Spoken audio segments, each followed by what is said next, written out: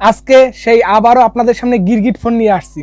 তো চলুন দেখে নেওয়া যাক যে এই গিরগিট ফোনটা কি। আপনারা এতক্ষণ থাম্বনেল এবং টাইটেল দেখে অবশ্যই ঠিক পেয়ে গেছেন যে আমি কোন ফোনটার কথা বলছি। হ্যাঁ, আপনারা ঠিকই ক্যাচ করতে পারছেন যে আমি ভিভো V7 মানে বি সিরিজের ফোনের কথা বলছি। যেমন V25 আসছে, V26, এবার কিন্তু V27 আসবে। তো এই V27 এই ফোনটার আজকের আর ডিটেলস রিভিউ দেবো আপনাদের সামনে। তো আশা করি আপনারা সবাই অনেক অনেক ভালো আছেন। আর আপনাদের সঙ্গে রয়েছে আমি অনুপম, আর আপনারা দেখছেন ABTechnews। তাহলে অবশ্যই ভিডিওটাতে একটা লাইক দিবেন এবং চ্যানেলে যদি নতুন হয়ে থাকেন তাহলে অবশ্যই সাবস্ক্রাইব করে দিবেন। তো চলুন দেখে নেওয়া যাক যে এই গিরগিট ফোনে কি থাকছে। আসলে মজা করতেছি, গিরগিট ফোনই, কারণ গিরগিটের মতন এই ফোনটার রং বদলায়, তার জন্যই এই ফোনটার নাম রাখা হয়েছে গিরগিট ফোন। তো এই সিরিজের যত ফোন আসে সকল ফোনগুলোই কিন্তু গিরগিট ফোন হয়ে থাকে, কারণ এই ফোনের সকল ফোনের কালার চেঞ্জিংয়ের একটা ব্যাপার থাকে, তার জন্য এটা গিরগিট ফোন। তো এই ফালতু কথা বাদ রেখে তো চলুন দেখে নেওয়া যাক যে এর ডিটেলসে কী থাকছে। তো এর ফার্স্টে আমি বডি ফ্রেম থেকে ধারণা দেবো এবং আপনার পার্ট বাই পার্ট আপনাদের ধারণা দিব এবং বলবো যে কেমন হবে এবং এই ফোনটার প্রাইসটা কত থাকছে এবং কবে বাংলাদেশ মার্কেট লঞ্চ হবে, এই সকল বিষয়ে সম্পূর্ণ আপনাদের ধারণা দেবো। তো চলুন দেখে নেওয়া যাক যে কী থাকছে এই ভিডিওটাতে। তো এর বডি ফ্রেম হিসাবে থাকছে আপনার 7.4 মিলিমিটার থিকনেস। তো যথেষ্ট পাতলা এবং লাইট ওয়েট বলতে আপনার 182 গ্রামের ওজনের আশেপাশে থাকতে পারে বলে আশা করা যাচ্ছে। তো বেশ কম্প্যাক্ট একটি ফোন হবে, কারণ এখানে হালকা এবং পাতলা 7.4 মিলিমিটার থিকনেস, যথেষ্ট পাতলা একটি ফোন। এবং এখানে থাকছে ডুয়েল সিম কার্ডের স্লট, স্ট্যান্ড বাই মেমোরি কার্ডের স্লটটাও থাকছে। তো এই দিকটা আসলে ভালো। তো ওভারঅল কিন্তু বডি ফ্রেম রেটে আপনারা ভালো পাচ্ছেন এবং এর ডিজাইনটা অসাধারণ ডিজাইন। আপনারা দেখতে পাচ্ছেন যে ডিজাইনটা কেমন, মানে গিরগিট ফোন যেমন হয়ে থাকে তেমনই এর ডিজাইন। তো চলুন দেখে নেওয়া যাক এর ডিসপ্লেতে কি থাকছে। একটা ফোন হাতে নেওয়ার সাথে সাথে আপনাদের মেজর পয়েন্ট কিন্তু ডিসপ্লে, যে ডিসপ্লেতে আপনারা তাকাবেন যে ডিসপ্লেটা কেমন হবে। অবশ্যই একটা ভালো ডিসপ্লে, লুকিং ভালো হলেই হবে না, একটা ডিসপ্লেটাও ভালো হতে হবে। তো চলুন দেখে নেওয়া যাক ডিসপ্লেতে কি থাকছে। এখানে থাকছে আপনার অ্যামোলেড টাচ স্ক্রিন, যেটা 16mm কালারসে সাপোর্টেড এবং যার সাইজ আছে 6.78 ইঞ্চির একটি ডিসপ্লে, আর যার স্ক্রিন টু বডি রেশিও হচ্ছে 90.4%। তার মানে আপনারা বুঝে নিতে পারেন যেখানে অবশ্যই কার্ভ ডিসপ্লে একটি ফোন। তো কার্ভ ডিসপ্লে আবার আপনার আপনার গিরগিট ফোন, তো অবশ্যই মানে বুঝতে পারছেন যে কেমন হবে। এই ভিভো V70 মানে সরি ভিভো V27 এই ফোনটা, V27 Pro এই ফোনটা মানে ডিসপ্লেটা যথেষ্ট ভালো মানের। আপনাদের এখন নাম বলি নাই, কারণ এইটার তো নামটা থাম্বনেলে দেওয়া আছে বা টাইটেল দেওয়া আছে, তার জন্য এইটার নামটা আসলে আপনাদের বলা হয়নি।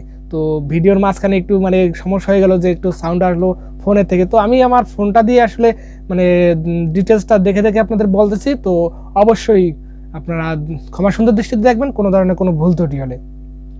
তো বাই দ্য ওয়ে চলুন দেখে নেওয়া যাক যে এর ডিসপ্লেটা কেমন হবে আসলে। তো এর ডিসপ্লেতে আপনার 1080x2400 পিক্সেলের একটি ডিসপ্লে এবং আপনার 388 PPI ডেন্সিটি এবং 20:9 অ্যাসপেক্ট রেশিওর 120 হার্টজের ডিসপ্লে এবং আপনার HDR10+ সাপোর্ট আছে। তো যথেষ্ট ভালো মানের একটি ডিসপ্লে। এই বাজেটে আপনারা HDR10+ ডলবি ভার্সনের সাপোর্টটা আপনারা আশা করতে পারেন। তবে এখানে 120 হার্টজের অ্যামোলেড ডিসপ্লে, যেটা HDR10+ এর সাপোর্ট আছে, তো যথেষ্ট ভালো মানের ডিসপ্লে বললেই চলে। তো এই ডিসপ্লে নো ডাউট ভালো মানের একটি ডিসপ্লে এবং ভিভোর ডিসপ্লে তো নিয়ে কোনো কমপ্লেন নেই, আপনারা অবশ্যই জানেন, এবং কোনো গ্রিন লাইনের ইস্যুরও সমস্যা নেই, আগেই বলে নিচ্ছি। কারণ মানে এটা OnePlus এর শুধুমাত্র এই গ্রিন লাইনের সমস্যাটা থাকে, ভিভোর কিন্তু না। তো অবশ্যই ভালো মানের একটি ডিসপ্লে এবং এর পারফরমেন্সে থাকছে আপনার অ্যান্ড্রয়েড 13 এবং ফান্টাসওয়েস 13 উপর রান করবে এই ফোনটি। তো ফান্টাসওয়েসে আপনারা জানেন যথেষ্ট কাস্টমাইজ একটি UI এবং আপনারা বাগ ভাল্লুক পেয়ে যাবেন। তো ওইটা একটু কম্প্রোমাইজ করতে হবে, কারণ ভিভোর এছাড়া ইউজার ইন্টারফেসটা যথেষ্ট ভালো মানের, যেটা এটার সফটওয়্যার এক্সপিরিয়েন্স আপনাদের খুব ভালো মানের দিয়ে থাকবে এবং এটা ভিভো লাভারদের যথেষ্ট ইউজার ফ্রেন্ডলি একটি UI। তো চলুন দেখে না যাক এর চিপসেট হিসেবে কি থাকছে। এর চিপসেট হিসেবে থাকছে আপনার মিডিয়াটেকের ডায়মেনসিটি 8200 যে চিপসেট 4 ন্যানোমিটার আর্কিটেকচারের উপর বিল্ড করা। এটা কিন্তু নতুন প্রসেসর, যেটা 4 ন্যানোমিটার আর্কিটেকচারে বিল্ড করা। তো তার মানে বুঝেন যে এটা পাওয়ার কনজিউমের জন্য কত ভালো মানের প্রসেসর। এবং আপনার এর আগে ছিল 8100 যে চিপসেট, সেই চিপসেটটা কিন্তু যথেষ্ট ভালো মানের ছিল, যেটা 5 ন্যানোমিটার আর্কিটেকচারে ছিল। তো এটা কিন্তু আপনার 8200 চিপসেট, এটা যথেষ্ট ভালো মানের একটি চিপসেট, যেটা আপনার কলকাম স্ন্যাপড্রাগনের 8 Gen 1 এর থেকেও বেটার ক্লক স্পিড দিয়ে থাকে। এই প্রসেসরটা যথেষ্ট ভালো মানের এবং আন্তত বেঞ্চমার্কের স্কোর দিক থেকেও যথেষ্ট মানে পাওয়ারফুল একটি প্রসেসর। আর এর জিপিইউ মানে গ্রাফিক্স এখানে থাকছে মালি G610MC6 এর জিপিইউ, যেটা যথেষ্ট ভালো মানের। আমি আপনাকেই বলছি যে এখানে পাবজি, ফ্রি ফায়ার, অ্যাসফল্ট সবগুলো গেমগুলো আপনারা অনায়াসে খেলতে পারবেন। এবং যদি আপনারা ফ্রি ফায়ার এই ফোনটা দিয়ে রান করতে চান তো অনায়াসে এখানে নো ডাউট হাইপার সেটিংসে এবং কোনো ল্যাগিং ছাড়া যথেষ্ট ভালো মানের ভাবে আপনারা এই গেমটা রান করতে পারবেন। এবং পাবজি গেমটা যদি আপনারা এখানে রান করেন তো আপনারা 90 FPS আপনারা হয়তো রান করতে পারবেন, কারণ এই চিপসেটটা সেরকম কিছু বলা হয়েছে যে এখানে 90 FPS এর সাপোর্ট দেবে। এটা জানা গেছে যে 90 FPS এর মতন ফ্রেম রেট পেয়ে যাবেন, তো যথেষ্ট ভালো মানে কিন্তু। এবং BGMI-তেও 90 FPS সাপোর্ট দেবে। তো এখানে গেমিংয়ের জন্য নো ডাউট গেমিং আপনারা ভালো করতে পারবেন, কারণ মিডিয়াটেকের প্রসেসর গেমিং সেন্ট্রিক প্রসেসর হয়ে থাকে এবং আপনারা মিডিয়াটেকের ফ্ল্যাগশিপ প্রসেসর, যথেষ্ট ভালো মানের প্রসেসর। এবং আপনার এর র্যাম হিসাবে থাকছে 8GB এবং 12GB, দুইটা র্যাম ভেরিয়েন্টের সাপোর্ট। এবং রোম থাকছে এখানে 128GB এবং 256GB, দুইটা রোম ভেরিয়েন্টের সাপোর্ট। তো ওভারঅল কিন্তু আপনারা মানে বুঝতেই পারতেছেন যে এখানে কেমন টাইপের ইউজ করা হয়েছে। এবং এখানে 8GBর সাথে আপনারা আরও 8GB ভার্চুয়াল র্যামের সাপোর্ট পেয়ে যাবেন। তো এটা বলবো যে আপনারা অত ভার্চুয়াল র্যাম পাবেন, ঠিক আছে, অতটা ভার্চুয়াল র্যাম বাড়াবেন না, 4GB পর্যন্ত মিনিমাম 4GBটা ইউজ করবেন, কারণ বেশি র্যাম এটা ইউজ করা ভালো না। তো 4GB যদি ইউজ করেন 12GB র্যাম আপনারা অবশ্যই এখানে পেয়ে যাবেন। তো র্যাম নিয়ে এখানে কোনো নো টেনশন। তো এখানে আপনারা বুঝতে পারছেন র্যাম ভেরিয়েন্টটা যথেষ্ট ভালো মানের। এবং 20GB আপনারা এই 12GBর সাথে আরও 8GB 20GB র্যামের সাপোর্ট পেয়ে যাচ্ছেন। তো 20GB র্যাম কী করবেন এত র্যাম দিয়ে? তো চলুন মজা বাদ রেখে এর ক্যামেরাতে কী থাকছে। ভিভোর মানে ফোনের সকল ফোনেরই ক্যামেরা অ্যালগোরিদম যথেষ্ট ভালো মানের এবং ভালো কোয়ালিটির পিকচার আপনাদের এখান থেকে দিয়ে থাকে। তো চলুন দেখে নেওয়ার আগে মানে ক্যামেরাতে কী থাকছে। এখানে 50 মেগাপিক্সেলের ওয়াইএস সেন্সর এবং 8 মেগাপিক্সেলের আপনার আলট্রা ওয়াইড সেন্সর এবং 2 মেগাপিক্সেলের ম্যাক্রো সেন্সর। তো এই যে আপনার 50 মেগাপিক্সেলের ওয়াইএস সেন্সর, যেটা সোনি IMX790 এরকম বা 8 মানে এরকম একটা সেন্সর থাকছে, যেটা আসলে কোনো ক্লিয়ারলি না, তবে সোনির সেন্সর এখানে থাকছে। তো এখানে ওয়াইএস এর সাপোর্ট থাকছে আপনার ক্যামেরাতে। তো এটা ভিডিওগ্রাফির জন্য যথেষ্ট ভালো এবং পিকচার যথেষ্ট ভালো মানের পিকচার ডিটেলস ক্যাপচার করে দিবে। এবং আপনার এর যে পিকচার কোয়ালিটি, লো লাইটের picture quality, overall camera algorithm যথেষ্ট ভালো মানের, নো ডাউট ভালো ক্যামেরা ফোন।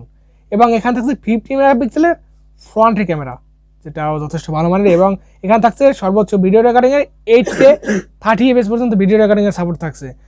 আর এখানে থাকছে আপনার মানে ক্যামেরাতে যত ধরনের ফিচার থাকার, মানে ভিভোর ক্যামেরাতে অনেক ধরনের মুড থাকছে এখানে। এবং এখানে সিনেম্যাটিক মুডও থাকতে পারে বলে আশা করা যাচ্ছে, মানে কোম্পানি ক্লেম করতেছে যে এখানে সিনেম্যাটিক মুড থাকবে এবং ডুয়েল ভিডিও মুড থাকবে। তো অনেক ধরনের ক্যামেরার মুড থাকবে। এটা ফোনটা আসলে তখন আপনাদের রিভিউর মাধ্যমে মানে আনবক্সিং রিভিউর মাধ্যমে আপনাদের দেখিয়ে দেবো। তো অবশ্যই এইটার জন্য আপনাদের একটা কাজ করা অবশ্যই দরকার, যে সাবস্ক্রাইব করে রাখবেন, যাতে নেক্সটে এরকম সুন্দর সুন্দর ভিডিও আপনারা দেখতে পারবেন। এবং আপনার এখানে থাকছে আপনার 3mg জ্যাকেট সাপোর্ট থাকছে না, এবং ডুয়েল স্টোরেজ স্পিকার সাপোর্ট থাকছে, যেটা যথেষ্ট ভালো মানের। এবং আপনার এখানে ব্লুটুথ 5.3 সাপোর্ট থাকছে, আপনার ওয়াইফাই 6 এর সাপোর্ট থাকছে, হটস্পট ডুয়েল ব্যান্ডের সাপোর্ট থাকছে, এবং NFC সাপোর্ট থাকছে, USB Type-C port, rigid support, এবং ফিঙ্গারপ্রিন্ট সেন্সর, যেটা আন্ডার ডিসপ্লে ফিঙ্গারপ্রিন্ট সেন্সর। এবং এখানে থাকছে ফেস আনলকের সাপোর্ট। ওভারঅল কিন্তু বেস্ট একটি কম্প্যাক্ট প্যাকেজ। এছাড়াও আপনার এখানে এই ফোনটাকে পাওয়ার ব্যাকআপ করার জন্য রয়েছে 4600 mAh এর একটি নন রিমুভেবল একটি লিথিয়াম পলিমার ব্যাটারি, আর যার সাথে থাকছে 66 ওয়াটের একটি ফাস্ট চার্জার। আর যে চার্জারটা দিয়ে এই ফোনটাকে আর আপনারা 50% চার্জ 19 মিনিটে, এবং যেটা আনুমানিক ধারণা করা হচ্ছে যে 50 মিনিটে এই ফোনটাকে ফুল চার্জ করে দেবে এই 66 ওয়াটের চার্জার দিয়ে। তো এই ছিল এর ডিটেলস। এবং এর কালার হিসাবে থাকছে আপনার ব্ল্যাক আর মিন্ট, এরকম কিছু একটা কালার থাকছে। তো ওভারঅল আপনাদের কেমন লাগলো রিভিউটা, ডিটেলস রিভিউটা অবশ্যই কমেন্ট করে জানাবেন। আর এইটা বাংলাদেশ প্রাইস যেটা ধারণা করা হচ্ছে, যেটা আপনার 828GB ভ্যারিয়েন্ট, যেটা আপনার 50,000 টাকার আশেপাশে হতে পারে, এবং 256GB ভ্যারিয়েন্টের তা আপনারা 52-55,000 টাকা পেয়ে যাবেন। এবং এটা কিছুদিন পরে ডাউন করে 45-40-45-এর ভিতরে আসবে, তখন আপনাদের জন্য best value for money device হতে পারে।